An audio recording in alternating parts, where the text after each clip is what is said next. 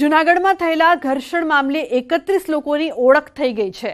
સમગ્ર મામલે 180 લોકોને રાઉન્ડ અપ કરાયા છે। સીસીટીવી આધારે તપાસ કરાતા હજુ વધુ લોકોની અટકાયત થાય તેવી શક્યતા વ્યક્ત કરાઈ છે। આધેડનું મોત થતા પીએમ રિપોર્ટ આધારે કાર્યવાહી હાથ ધરાશે। હાલ શહેરમાં ચુસ્ત પોલીસ બંદોબસ્ત ગોઠવાયો છે।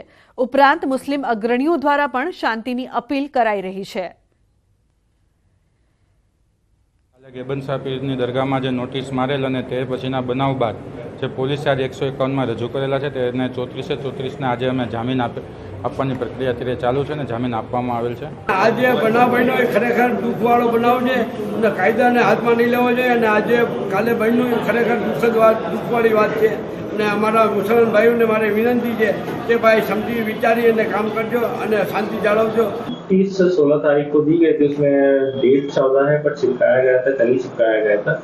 तो उस तरफ मूवमेंट में पब्लिक इकट्ठा हुए थे and with in few minutes ये सब हो गया था, सिचुएशन आउट ऑफ कंट्रोल चले गए थे। बट तुरंत पुलिस जैसे मैंने बताया था सिचुएशन को कंट्रोल में लेके आए हैं। जो भी इन्वॉल्व है उन सभी को डिटेन किया गया है।